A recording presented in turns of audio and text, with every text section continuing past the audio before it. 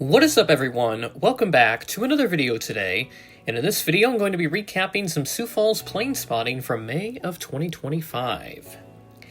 So this is my first time doing a video like this with an actual recap of just the plane spotting, but recently the plane spotting at the Sioux Falls Regional Airport has been really great, and thanks to not having to worry about classes now that I've been done for the last month and a half now, almost 2 months at this rate, and having that much more free time on my hands, I've taken that advantage, and I have taken the opportunity to visit the airport on quite a few occasions in the month of May, and I've also done a little bit in June as well.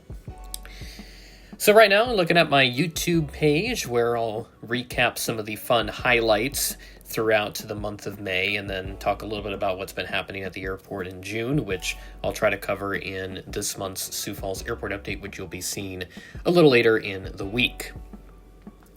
So obviously plane spotting has been kind of lackluster out of Sioux Falls over the last couple years, most of it just because of school, and I don't really like to spot in very cold weather, even though I have done it in the past. But nowadays, with just so much that I have on my plate, I can only do so much spotting during those times of the year. But when summer hits, it's definitely a lot more free, and I hope to have more of those opportunities in the future. But thankfully, spotting has become more prominent, and that's been my goal for 2025, and you'll certainly see more of it in the latter half of this year, so be on the lookout for more details as to what I've been up to, because not only will Atlanta spotting be great, but there will certainly be other opportunities coming up as well. So start off here with the first video on the bottom left, which is the PSA Heritage A321 landing in Sioux Falls.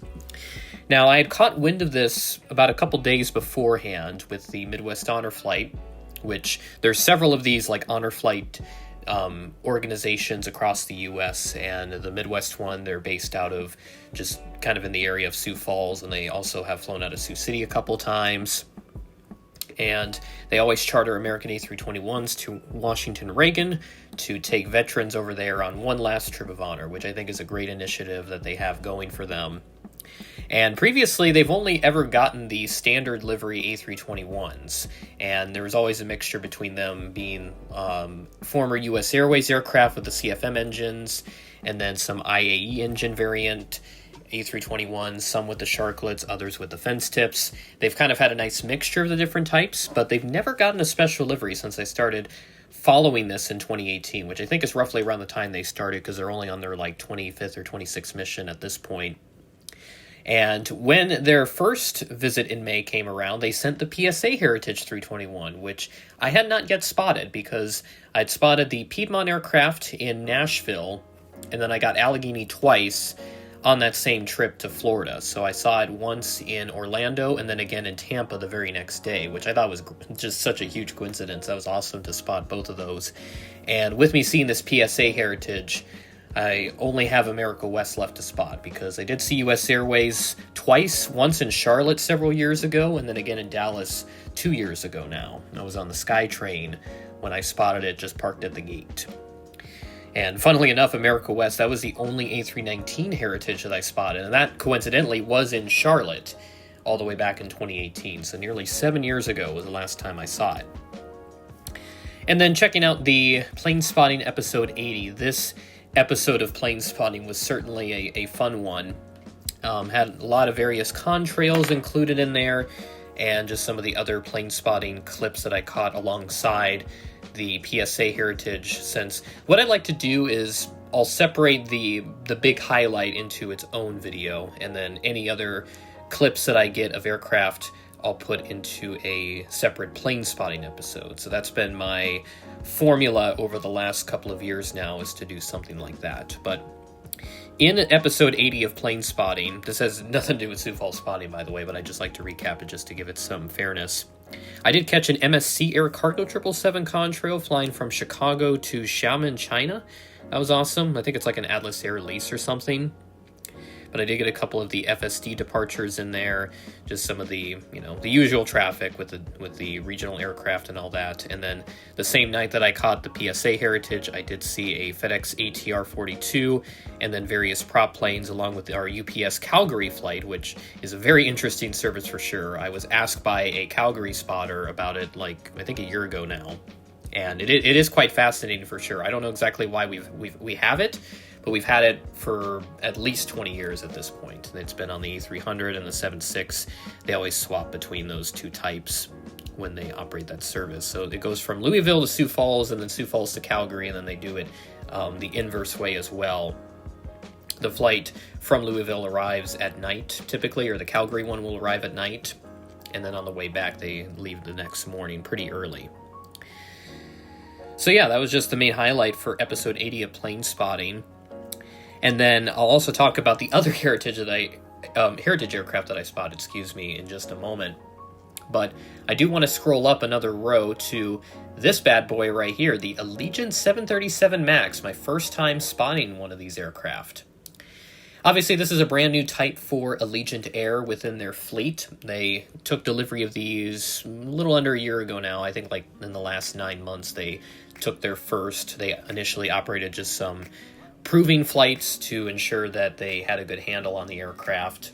And that all went well, it sounded like. So they put those bad boys into service. And I was hoping to spot one when I went to Florida, but that did not end up being the case because they weren't based out of St. Petersburg or like Nashville. They didn't have a huge presence there at the time.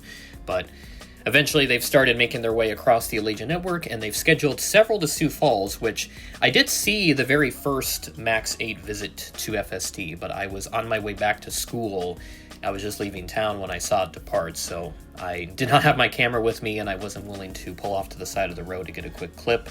So I figured eventually a chance for me to catch this aircraft would come around, and it certainly did in May. So the Allegiant MAX 8 visit was great to catch.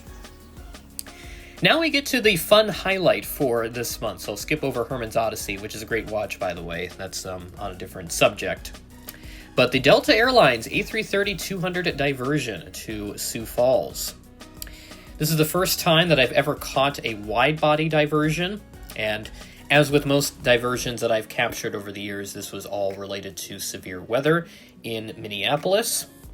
So this is a great catch for sure, the A330 from Amsterdam in this case.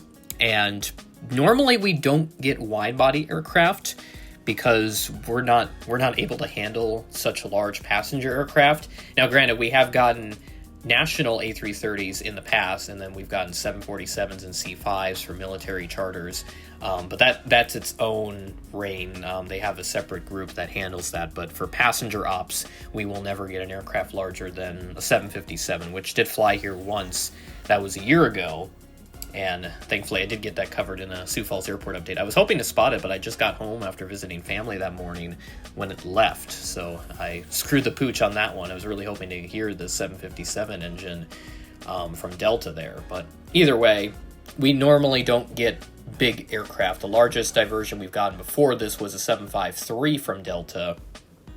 And I think that is probably right at the leading edge of what large aircraft the ramp crews that FSD can handle at the passenger terminal. So with the A330, they parked it on a separate taxiway away from the passenger terminal, just so it was out of the way of everything. And they got it all refueled. They got it all they got it all filled up, and they got the passengers back on board so that they could get everybody back to Minneapolis, because I had heard that the crew was getting pretty close to timing out. So great effort by the FSD ramp crews to get that all, get the aircraft all refueled, get everybody through customs and whatnot, so that they didn't time out, because I think they were they were just about to time out before they left Sioux Falls. So they got very, very close and had to work with such a tight deadline. So huge props to the ramp crew at FSD for handling that situation without really knowing how to handle it. So just kind of, learning on the scene, really. And that's what makes those ramp crews so awesome, is that they can quickly adapt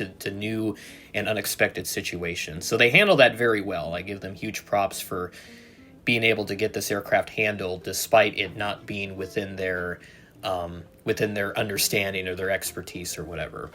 But it was great to catch an A330 for Delta, and someone did comment on that video that we had gotten Northwest A330s in the past, but I haven't found any other like sources or anything. I haven't really looked through newspaper clippings, but I don't think that would have been covered because the local news, they made no mention of it after the fact. But admittingly, I probably should have phoned them and just let them know, hey, we've got this flight from Europe that diverted here. Can you make a story on it? And I'm sure that would have probably made the 10 o'clock news that night, but no one called it in, not even me. So, I probably should have done that just so that they got a little bit more coverage, especially with the Ram crews, with the way they handled it. I think that would have been a great story to highlight, just to show, how they're able to adapt to those new situations. But alongside those diversions that we got, and then there's also the Pedmont A321 Heritage. That was another one of the Midwest Honor Flight aircraft that we got. But alongside the other diversions, this is highlighted in episode 81 of Plane Spotting. So some of the clips they're kind of out of order just because my schedule's all full now that it's summer. But episode 81 of Plane Spotting does feature the other diversions that I got. Now, we did get a couple that I did not catch initially because I just got off work that morning and I did not have time to go to the airport to catch those aircraft. But we had a Sun Country 738, a United 175, and then there was another Delta aircraft in there, an A220-300, or no, that was part of the later group. But in that episode as well, I did get several UND aircraft, a little Piper aircraft. That was a bit earlier before the diversions came in. We got a couple A320s, an A220-300, and then, of course, that A330-200 then at the end of that sequence.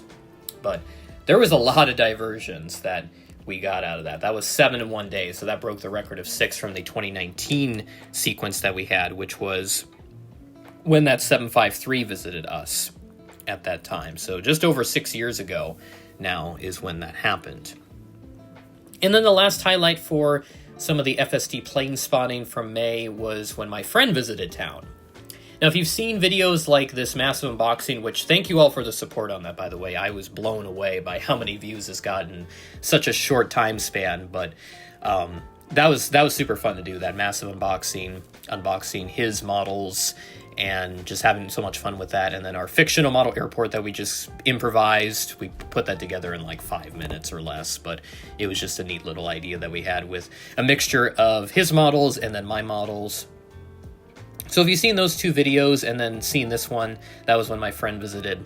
And just throughout all that, I kind of gave him the whole rundown of our city, since this is the first time he'd ever visited South Dakota. So he got to experience a new part of the country, and he definitely enjoyed it. I was really happy with how it all got put together. And during all that, we did spot a good variety of the FSD traffic. Nothing that was too out of the ordinary, I would say, but just to get a nice rundown of what FSD gets on a regular basis. So pretty much all of our passenger services, and then whatever GA aircraft were on the schedule that day and all that. And of course, I did catch his flight. He was on the American CRJ 700 from Chicago. He was supposed to take a United one, but he switched to the American flight, which got in a little later. And I do have a clip of that flight landing from his perspective, so I'll put that up on your screen and sync that up with my clip that I got of his aircraft landing so you can enjoy that presentation.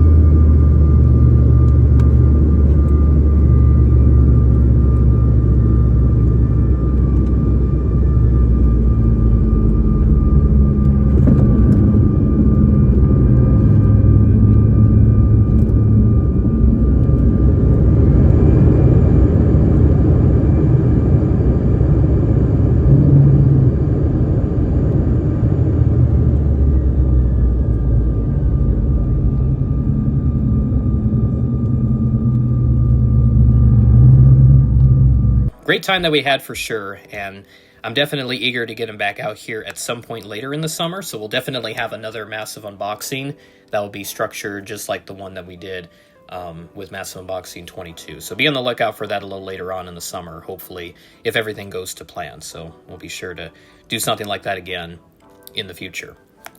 But the main highlight really for that FSD spotting session when he was in town was we had the fighter jets come out just before I dropped him off at the airport so he could catch his flights to get back home.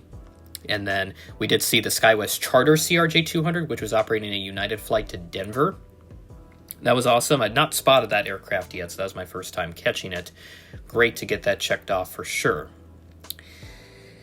And yeah, that's really all the FSD highlights for May of 2025. Probably the best month of Sioux Falls plane spotting that I've ever had, alongside, from 2018 when we had the 747s visit town, and then the Goodyear blimp came to town as well. That's probably the next best month that I've had with FSD spotting, although I would probably argue that one's better just based on the variety alone. I mean, you go from a freaking giant airship to multiple 747s and a C5 that we got, and then there was a couple other aircraft we got in that sequence as well, which that was awesome. And then when we had the 74s come in last year, that was the first time we gotten them since that 2018 visit. But hopefully we do get another big movement like that in the future. We've gotten a lot of Air Force aircraft lately. We just actually got a KC-46 Pegasus on the day that I'm recording this video, along with a couple of T-38s and all that. We had a T-1 come in recently, which, those appear once in a blue moon typically. But the KC-46, that's the first time we've ever gotten one. And unfortunately, I ran out of time to go to the airport to catch it, so I unfortunately did not get to the airport in time to catch that. But hopefully, if they send this bad boy up in the air again, because it came in from Lincoln, Nebraska, hopefully I'll be able to catch that aircraft and get some nice footage of it. But we'll see what happens with that.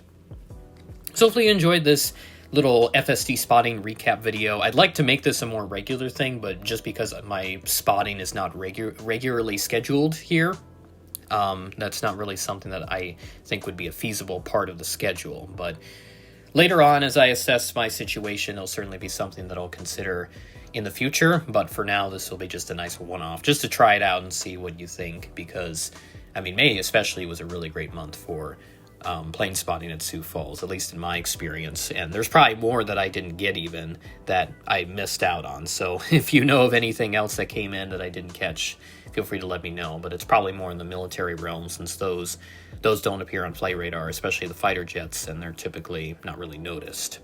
But either way, I'll be eager to see what we get next, and I'll certainly be out at the airport to catch it if I can. And by the way, there'll be more plane spotting content coming in the latter half of 2025. You'll figure out more details on that. As I upload this video, this will be going out during Airliners International in Atlanta, so of course you can expect some Atlanta plane spotting. I don't know how much yet, but there will certainly be plenty to go about if I get some time in. But there will also be more plane spotting from elsewhere, and I will provide more details on that when I get back from the convention, because rest assured, I think you guys are going to like what's going to be coming. I'm very excited for it, and hopefully you guys are as well. With that being said, that is the end of the video. Thanks for watching, and I will catch you in the next video.